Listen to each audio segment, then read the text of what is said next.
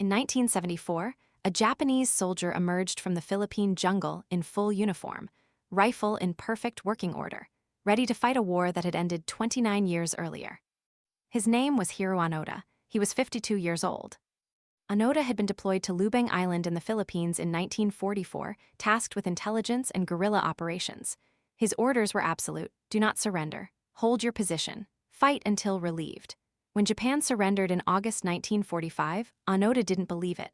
Leaflets dropped from planes told him the war was over. He dismissed them as enemy propaganda. His commanding officer had told him to hold, so he held. For nearly 3 decades, he fought. He raided villages for food. He burned crops.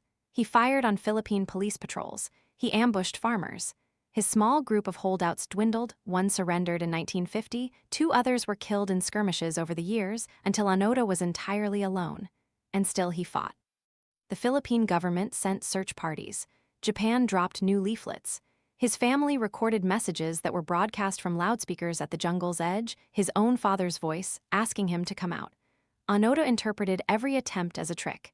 The enemy was cunning. He would not be fooled. By the end, he had killed at least 30 Filipino civilians.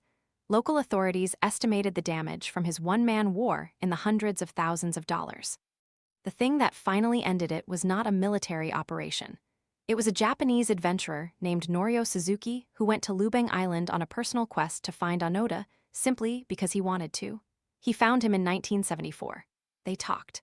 Onoda said the same thing he had said for decades. He would not stop fighting until his commanding officer ordered him to stand down.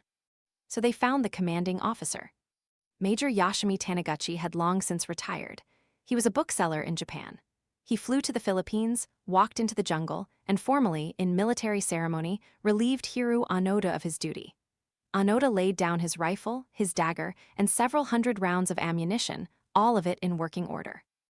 Japan welcomed him home as a hero. He received a pardon from the Philippine government. He wrote a memoir. He moved to Brazil for a time, then returned to Japan and founded a nature school for children, teaching survival skills, discipline, the values he believed in. Reporters asked him again and again if he regretted it. The killings, the decades lost, the civilians who died.